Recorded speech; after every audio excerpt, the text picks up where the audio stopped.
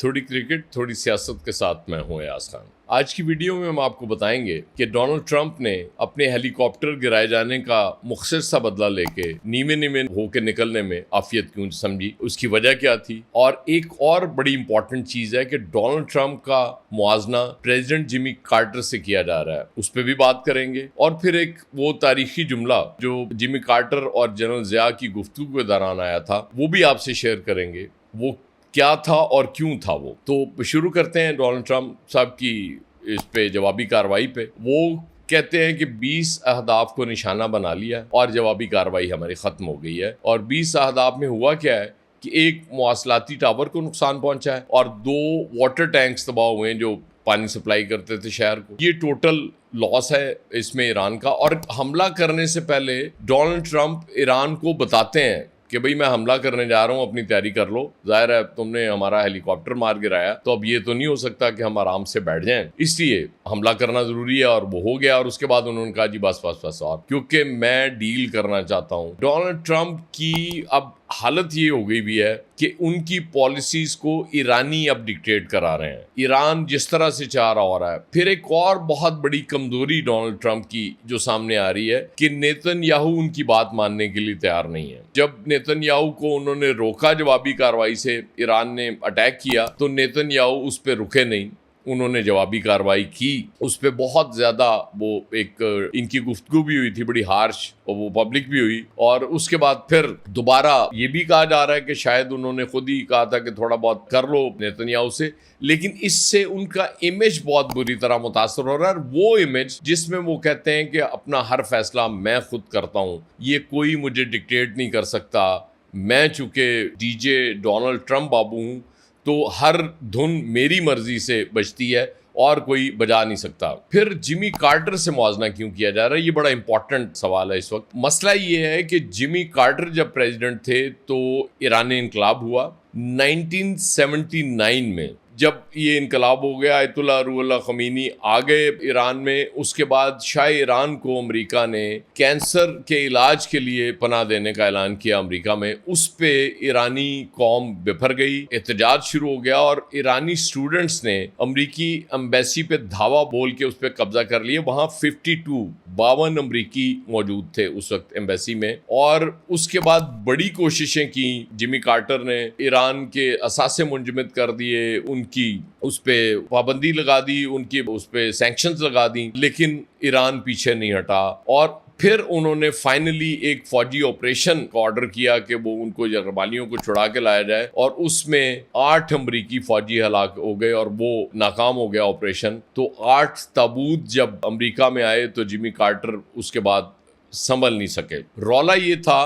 کہ جمی کارٹر کی اتنی زیادہ ویکنس شو ہو گئی، اور اس واقعے کے چند ہفتے بعد پھر سوویت یونین نے انویڈ کر دیا افغانستان میں، اس پہ ہم بعد میں بات کرتے ہیں۔ اب جب یہ سارا واقعہ ہو گیا تو اس کے بعد پھر 1980 میں الیکشنز ہوئے، اور رونلڈ ریگن وہ لینڈ سلائڈ وکٹری سے امریکہ کے صدر بن گئے، اور جیسے ہی وہ صدر بنے ایران نے وہ یرغمالی چھوڑ دیے اور معاملات اور ہو گئے۔ اس دوران جب وہ میں آپ کو بتا رہا تھا کہ رشین فورسز نے انویڈ کیا افغانستان میں، انیشلی انہوں نے 1 لاکھ فوجی اتارے افغانستان کی سرزمین پہ، کیونکہ کمیونسٹ بیک گورنمنٹ کو ہٹا دیا تھا وہاں کی لیفٹ ونگ فوج نے۔ تو پھر 1979 کی بات ہے، یہ دسمبر میں،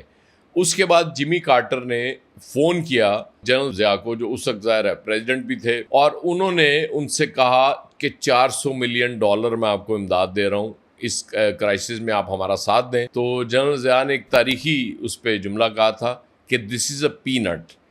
کہ یہ تو کچھ بھی نہیں ہے، جس بدلے میں جو ہم سے چاہ رہے ہو اس میں ہمیں صرف $400 ملین آپ ڈالر دے رہے ہو۔ اس کے بعد خیر ایک ملاقات ہوئی جنرل ضیاء کی اور جمی کارٹر کی، اور اس میں معاملات طے ہوئے، اور امداد کے حوالے سے، کیونکہ جنرل ضیاء نے کہا کہ اتنے لاکھوں مہاجرین بھی ہم نے افغان اپنی سرزمین پہ بسانے ہیں اور تم لوگوں کی مدد کرنی ہے، تو یہ امداد کا میں خیر بڑھ گئی، اور اس کے بعد وہ معاملہ آگے بڑھ گیا۔ اب ایران نے بھی جوابی کارروائی کی ہے، وہ آپ کو پتہ ہے اردن، کویت اور بحرین میں، اور اردن میں انہوں نے F-35 جو امریکہ کے طیارے ہیں ان کے ہینگر کو نشانہ بنایا، لڑاکا طیاروں کو، اور وہاں بھی کویت اور بحرین میں بھی فوجی اڈوں کو نشانہ بنایا، اگرچہ کویت کہہ رہا ہے کہ ہم نے یہ حملے روک لیے ہیں، کوئی نقصان نہیں ہوا۔ بہرحال اب ٹرمپ شدت سے یہ چاہ رہے ہیں کہ کسی طریقے سے یہ معاہدہ ہو جائے ایران سے، اور وہ کہہ رہے تھے کہ بس 2-3 دن میں ہو جائے گا، جبکہ جے ڈی وینس کہہ رہے ہیں کہ ایسی کوئی بات نہیں، نیکسٹ ویک چانس ہو سکتا ہے اور شاید اس سے آگے جائے یا شاید ہو بھی نہ۔ اور ٹرمپ یہ کہہ رہے ہیں کہ ایران چونکہ آبنائے ہرمز پہ کنٹرول کی صورت میں $500 ملین کمانا چاہتا ہے، وہ میں اسے اس کی اجازت نہیں دوں گا۔ اچھا، اجازت کب تک نہیں دوں گا؟ جب تک معاہدہ نہیں ہوتا۔ گویا ٹرمپ اس چیز کے لیے بھی تیار ہیں کہ ایران $500 ملین بھی وہاں سے کمانا شروع کر دے تو کوئی ایشو نہیں ہے، صرف وہ اس سے نکلنا چاہتے ہیں کسی طریقے سے۔ تو یہ امریکہ میں جو ڈیبیٹ ہو رہی ہے وہ یہ ہو رہی ہے کہ جمی کارٹر کے زوال کا باعث ایران بنا تھا، اور اب لگتا ہے کہ ڈونلڈ ٹرمپ کی زوال کا باعث بھی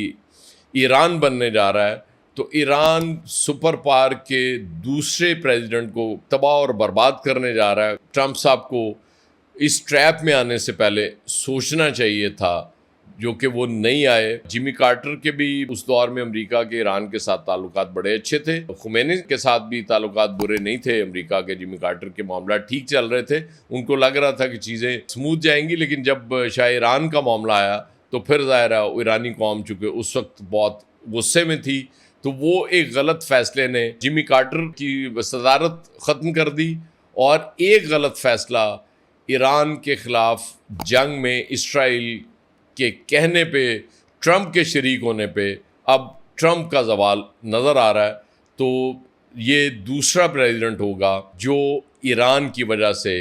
امریکہ کا صدارتی الیکشن ہارے گا۔ بہت شکریہ۔